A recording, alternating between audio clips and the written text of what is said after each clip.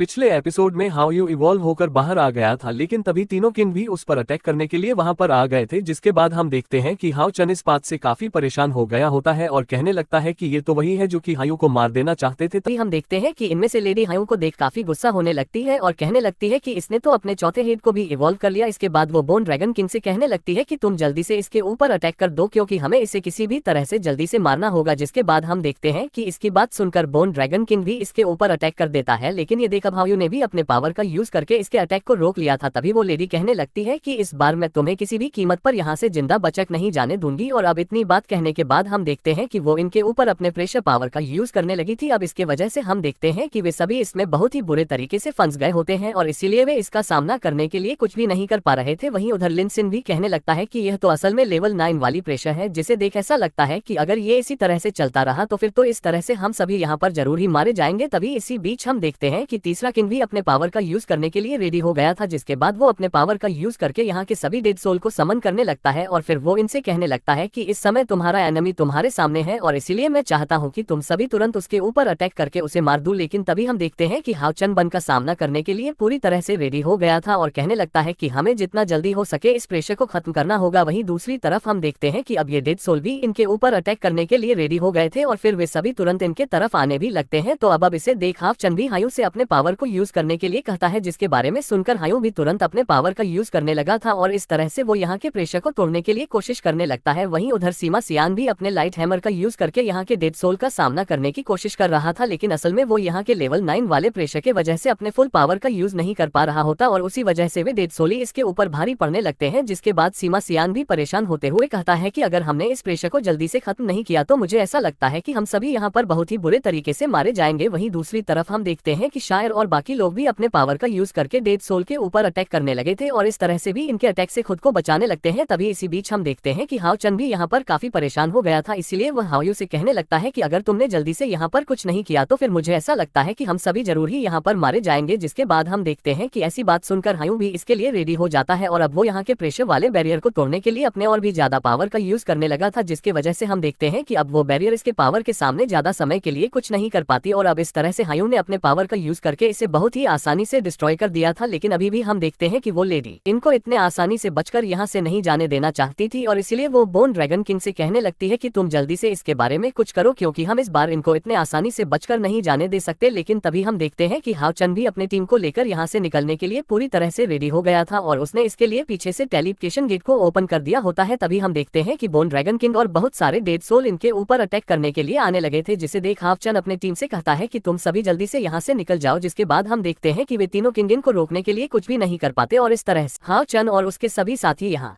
बचकर निकल गए थे। तभी इसी बीच हम देखते हैं कि वो लेडी इस बात से काफी गुस्सा हो गई थी, लेकिन उसी समय हाय उसके चेहरे के ऊपर पानी का पिकारा मारकर फिर से गायब हो जाता है। जिसके बाद हम देखते हैं कि इस बात से वो लेडी इसके ऊपर और भी ज्यादा गुस्सा हो जाती है और कहने लगती है कि ऑस्टिन ग्रिफिन मैं तुम्हें कभी भी नहीं छोड़ूंगी। लेकिन इसके बाद अगले सीन में हम देखते हैं कि वचन और उसके सभी साथी वहां से टेलीप होकर वापस आ गए थे, जहां पर हम देखते हैं कि लिनसन हायू के साथ में खेलने लगा था और कहने लगता है कि हायू तो इस बार ही बल होकर और भी ज्यादा बड़ा बन गया। लेकिन तभी हम देखते हैं कि हाउ चन हाव यू के बारे में सोचकर काफी परेशान था, क्योंकि उसने इसकी मेमोरी में उसे बहुत ही बुरे तरीके से इंजर्ड होते हुए देखा था और इसीलिए वो कहने लगता है कि क्या सच में यह चीज तुम्हारे पास से जुड़ी हुई है। इसके बाद वो अपने सभी टीममेट से इसके बारे में हेल्प करने के लिए थैंक यू कहता है, लेकिन असल में वो अभी हायू के साथ में कुछ समय अकेले रहना चाहता था और इसीलिए वो इनसे कहता है कि तुम सभी जाकर आराम करो। जिसके बाद हम देखते हैं कि भी उसकी बात मानने के लिए रेडी हो गई थी और फिर वे सभी हाउ चन और हया को अकेला छोड़कर यहाँ से चले जाते हैं। इसके बाद अगले सीन में हम देखते हैं कि वे दोनों एक साथ में अकेले होते हैं, जहाँ पर कि वे एक दूसरे के साथ में बहुत ही अच्छा टाइम स्पेंड कर रहे थे और फिर हाउ चन हायू से कहता है कि मैंने तो इसके बारे में उम्मीद भी नहीं किया था, जबकि तुम तो इस बार इवॉल्व होकर पहले से भी ज्यादा बड़े बन गए हो। इसके बाद हम देखते हैं कि हाउ चन हायू के चौथे हेड को भी नाम देने का डिसाइड करता है और फिर उसे कहता है कि मैं अब से तुम्हें सयाव कहूंगा। लेकिन तभी वो नोटिस करता है कि सयाव अभी भी डरा हुआ है और इसीलिए वो इनको खाने के लिए इनका सबसे फेवरेट ड्राई फिश देता है। जिसके बाद हम देखते हैं कि बाकी तीनों तो अपने अपने हिस्से को जल्दी से खा गए थे, लेकिन वहीं उधर सयाव जैसे ही अपने हिस्से को खाने वाला होता है तभी रेड वाला आकर इसके भी हिस्से को खा जाता है। जिसके बाद हम देखते हैं कि इस पास से सियान काफी उदास हो गया था। इसीलिए हसन भी रेड वाले से कहने लगता है कि तुम्हें ऐसा नहीं करना चाहिए था क्योंकि वह तो असल में सियाल का हिस्सा था। तभी अचानक से हम देखते हैं कि वो डकार मारकर यहाँ के एक पेड़ के ऊपर आग लगा देता है, लेकिन इसे देखते ही सी हलन तुरंत अपने वाटर का यूज करके इसे बुझा देता है। जिसके बाद हम देखते हैं कि हाउ चन इस पास से सियाल से काफी इंप्रेस हो गया था और कहने लगता है कि तुमने ऐसा करके सही किया। इसके बाद हम देखते हैं कि इन सभी को यहाँ पर रुके हुए बहुत ज्यादा टाइम हो गया था और इसीलिए वे सभी बहुत ही आराम से यहाँ पर सो रहे थे। लेकिन वहीं उधर हम देखते हैं कि सियालना अभी भी जगा हुआ था और तभी इसी वक्त उसके सामने एक बटरफ्लाई आ जाती है। जिसके बाद हम देखते हैं कि वो इसके साथ में खेलने के लिए इसके पीछे जाने लगा था। तभी वचन उसे कहने लगता है कि मैंने तुम्हारे मेमोरी को देखा है और इसीलिए मुझे पता है कि बचपन में तुम्हें बहुत ही बुरा एक्सपीरियंस मिला है। इसके अलावा मैं ये भी जानता हूँ कि गाँव भले ही हो जाते हैं लेकिन इसके बाद भी उनके निशान वहाँ पर बच जाते हैं। लेकिन फिर भी मैं तुम्हें बताना चाहता हूँ कि तुम्हारे पीछे मैं और मेरी पूरी टीम खड़ी है। इसीलिए वो सियाल से कहता है कि अब तुम्हें किसी भी चीज के बारे में चिंता करने की जरूरत नहीं है क्योंकि मेरे रहते हुए कोई भी तुम्हें कुछ नहीं कर पाएगा। जिसके बाद हम देखते हैं कि इसकी ऐसी बात सुनकर सिलन भी काफी इमोशनल हो गया था। अब इसी तरह से हम देखते हैं कि वे सभी एक साथ में यहाँ पर अपनी पूरी रात बिता देते हैं। इसके बाद अगले सीन में हम देखते हैं कि हाउस मास्टरन से बात करने के लिए उनके पास में गया होता है, जहाँ पर वो इनसे बताता है कि मैंने शायर के डिवाइन स्क्रोल के बारे में पूछा था और फिर पता चला कि इसके लिए हाई इंटेंसिटी बैटल में इवॉल्व होना जरूरी है। इसीलिए हमने अपने टीम को हैंसन लेवल डिमन हंटिंग ग्रुप में अपग्रेड करने का डिसाइड किया है ताकि इस तरह से हम और भी हाई लेवल के हंटिंग मिशन को स्टार्ट कर सके। लेकिन अब इसके बारे में सुनते ही मास्टर हन से कहते हैं कि आशा करने के बाद तुम्हारे डेंजर और भी ज्यादा बढ़ जाएंगे। इसके अलावा मैं इस बात को भी मानता हूँ कि तुम सभी असल में जीनियस हो। तुम्हें भी इसके बारे में पता होना चाहिए कि ग्रोथ के लिए टाइम लगता है और इसीलिए मैं तुम्हें एडवाइस देना चाहता हूँ कि तुम अपग्रेड करने के लिए जल्दीबाजी ना करो। अब इतनी बात कहने के बाद वह वचन से कहते हैं कि तुम्हें अभी और भी ज्यादा प्रैक्टिस करनी चाहिए और फिर उसके बाद तुम आसमान के लिए मेरे पास में वापस आ सकते हो। लेकिन अभी भी हम देखते हैं कि हचन इनकी ऐसी बात मानने के लिए रेडी नहीं होता और वो मास्टर हान से कहता है कि हमारे टीम के पास में किसी भी रिस्क से डील करने के लिए एबिलिटी है, इसीलिए मैं चाहता हूं कि आप हमें ऐसा करने दीजिए। लेकिन तभी मास्टर हान से पूछते हैं कि तुम्हें ऐसा क्यों लगता है कि तुम्हारे टीममेट्स इसके लिए रेडी हैं। तब इस पर हाउ चन इनसे कहता है कि मैं तो इनका लीडर हूं और उसी वजह से मुझे इनके ताकत और पावर के बारे में बहुत ही अच्छे से पता है। जिसके बाद ऐसी बात सुन मास्टर हान इनसे कहते हैं मुझे भी पता है कि तुम असेसमेंट के लिए एलिजिबल हो, लेकिन अलायंस की हिस्ट्री में आज तक कभी भी ऐसा यंग और हैंडसम डीम हंटिंग ग्रुप नहीं बना था। तब इस पर हाच इनसे कहता है कि अगर ऐसी बात है तो आप हमारे साथ में कोई बाजी क्यों नहीं लगा लेते। इसके बाद वो इनसे कहता है कि आप हमारे टीम के असेसमेंट के लिए अप्रूवल दे दीजिए। इसीलिए अगर इसके दौरान इनमें से कोई भी असेसमेंट में फेल हो गया तब उसके बाद न केवल मेरी टीम को फेल माना जाएगा बल्कि इसी के साथ हम अपने टीम के लेवल को डाउनग्रेड कर देंगे। जिसके बाद हम देखते हैं कि ऐसी बात सुनते ही मास्टर हन भी से काफी इंप्रेस हो गए थे और फिर वह हाफ चंद से कह लगते हैं कि तुम तो डिमन हंटिंग ग्रुप के सच में बहुत ही एक्सीलेंट लीडर हो, जिसके वजह से मुझे पता है कि तुम इसे बहुत ही आसानी से पास कर लोगे और इसीलिए अगर तुम चाहो तो तुम इसे स्किप कर सकते हो। लेकिन असल में मैं तुम्हारे टीममेट्स के बारे में जानने के लिए क्यूरियस हूँ और इसीलिए मैं भी देखना चाहता हूँ कि क्या सच में इनके पास में इसके लिए ताकत है। लेकिन तभी वो इनसे कहते हैं कि मैं इस असेसमेंट को और भी ज्यादा डिफिकल्ट बना दूंगा क्योंकि इसके अंदर सभी एग्जामिनर लेवल 7 वाले होंगे और उसके अलावा इस बार हम तुम्हारे वीकनेस को टारगेट करने के लिए कोशिश करेंगे। लेकिन इसके बाद भी हम देखते हैं कि हाव चंद की टीम को इसके बारे में कोई भी चिन्ह नहीं होती और अब हाव चंद भी इनकी यह बात मानने के लिए रेडी हो गया था। इसके बाद अगले सीन में हम देखते हैं कि बंगवान एक एग्जामिनर के साथ में फाइट कर रही होती है, जहाँ पर कि वो इसके अटैक को बहुत ही आसानी से रोक रहा था और इसीलिए बंगवान इसके सामने यहाँ पर ज्यादा कुछ नहीं कर पा रही थी। तभी वो बंगवान से कहने लगता है कि तुम्हारे पास में टाइगर के जैसी ताकत है, इसके अलावा तुम तो रैबिट के जैसे मूव करती हो, इसलिए सच में तुम्हारे पास में भी सीनियर रिंगा कुवान के जैसे वैल्यू है। लेकिन फिर वो कहना लगता है कि तुम्हारी फिस्ट अभी भी बहुत यंग है, इसलिए अगर तुम अपने पूरे ताकत का भी यूज करके अटैक करोगे तो कुछ नहीं होगा। जिसके बाद हम देखते हैं कि ऐसी बात सुनकर बंगवान भी फाइट के लिए सीरियस हो गई थी और अब वो इसके ऊपर अटैक करने के लिए अपने जॉइंट सील का यूज करने लगती है। लेकिन तभी हम देखते हैं कि वो इसके अटैक से खुद को बहुत ही आसानी से बचा रहा था और फिर वो कहने लगता है कि हमने यहाँ पर आने से पहले तुम्हारी इन्फॉर्मेशन के बारे में बहुत ही अच्छे से इन्वेस्टिगेशन किया है, इसीलिए मुझे पता है कि तुम्हारा जॉइंट सील असल में बहुत ज्यादा पावरफुल है, लेकिन असल में फिर भी ये बहुत ज्यादा बल्कि है। तो अभी अचानक से हम देखते हैं कि वो बंगवान के सामने से गायब हो जाता है और अब इस तरह से वो अपने शर्ट का यूज करके इसके ऊपर अटैक करने के लिए आ गया था। लेकिन तभी हम देखते हैं कि बंगवान भी इसका सामना करने के लिए रेडी हो गई थी और इसीलिए वो अपने जॉइंट सील का यूज करके इसके अटैक को रोकने लगती है। वहीं उधर सीमा सियान भी अपने लाइट हैमर का यूज करके एक सीनियर के ऊपर अटैक करने के लिए जाता है, लेकिन हम देखते हैं कि उस सीनियर ने इसके अटैक को बहुत ही आसानी से रोक लिया था, जिससे देखते ही सीमा सियान हैरान होते हुए कहता है कि ये क्या हो गया। जिस पर वो सीनियर उससे कहने लगता है कि तुम इस बात से इतने हैरान क्यों हो गए और क्या तुम्हें ऐसा लगता है कि ये किले तुम्हारे अटैक को नहीं रोक पाएगा। अब इतनी बात कहने के बाद हम देखते हैं कि वो सीनियर इसका सामना करने के लिए पूरी तरह से रेडी हो गया था और कहने लगता है कि चलो देखते हैं कि हीले किस तरह से फाइट करते हैं। जिसके बाद हम देखते हैं कि ऐसी बात सुनकर सीमा सियान भी इसके ऊपर अटैक करने के लिए पूरी तरह से रेडी हो गया था और फिर वो तुरंत ही अपने super invincible mighty meteor hammer का यूज करके अटैक करने के लिए चला जाता है। लेकिन तभी हम देखते हैं कि सीनियर ने अपने होली लाइट वाले बैरियर का यूज करके इसके अटैक को बहुत ही आसानी से रोक दिया था, जिसे देखते ही सीमा सियान पूरी तरह से हैरान हो जाता है। तब इस पर वो सीनियर उससे कहने लगता है कि अब तुम इसके सामने कुछ भी नहीं कर पाओगे, क्योंकि मेरे ऊपर जो भी अटैक करने की कोशिश करेगा वो इसके पावर को बाउंस बैक कर देगा। लेकिन इसके बाद भी हम देखते हैं कि सीमा सियान इसके सामने हार मारने के लिए रेडी नहीं होता और अब इस तरह से वह फिर से इसका सामना करने के लिए पूरी तरह से रेडी हो गया था। वहीं दूसरी तरफ हम देखते हैं कि चेन ने अपने लिविंग गेट का यूज किया था और उसके अंदर से इस बार भी वही सी बाहर आया होता है। तब इसे देख उसके सामने वाला सीनियर कहने लगता है कि अब तो तुम इसके मदद से मेरा कुछ भी नहीं कर पाओगी और इसीलिए मुझे ऐसा लगता है कि तुम इस असेसमेंट में बहुत ही आसानी से फेल होने वाली हो। अब इतनी बात कहने के बाद हम देखते हैं कि उसने इसके ऊपर अटैक करने के लिए फॉक्स को समन कर लिया था, जिसे देखते ही चेन इस बात से काफी डर जाती है। वहीं दूसरी तरफ हम देखते हैं कि लिनसिन भी अपने पावर का यूज करके एक सीनियर के ऊपर अटैक करने की कोशिश कर रहा था, लेकिन उस सीनियर ने भी अपने चारों तरफ एक बैरियर को क्रिएट कर लिया होता है, जिसके वजह से लिनसिन भी इसके सामने कुछ नहीं कर पा रहा था और अब इसीलिए वो इसके ऊपर गुस्सा होते हुए कहने लगता है कि आखिरकार तुम मुझसे ज्यादा बेटर कैसे हो सकते हो। तब इस पर वो सीनियर कहने लगता है कि सभी को पता है कि तुम पूरे मैजिक पैलेस में सबसे काबिल इंसान हो, लेकिन असल में इस चीज को दूसरे के मेडिसिन से उसी का इलाज करना बोला जाता है। इसके बाद वो इसका मजाक उड़ाते हुए कहता है कि शायद अब इसके लिए तुम्हें कल आना चाहिए, क्योंकि मेरी वाइफ मेरे लिए खाना बनाकर घर पर मेरा वेट कर रही है। इसके बाद वो उससे कहता है कि अब मैं तुम्हें इसके लिए केवल 1 मिनट का टाइम दूंगा और इसीलिए अगर तुम केवल इतने टाइम में मुझे नॉकआउट नहीं कर पाए तो तुम इसमें हार जाओगे। जिसके बाद हम देखते हैं कि इसके बारे में सुनकर लिनसिन भी इसके लिए रेडी हो गया था और फिर वो कहने लगता है कि आखिरकार तुमने मुझे इसे यूज करने के लिए मजबूर कर दिया, तो क्या आपको लगता है कि वे सभी इस असेसमेंट को पास कर पाएंगे? इसके बारे में आप कमेंट करके जरूर बताना, लेकिन हम इसका अगला पार्ट भी बहुत ही जल्द अपलोड हो जाएगा, इसीलिए इस वीडियो को लाइक करके इस पर एक प्यारा सा कमेंट जरूर कर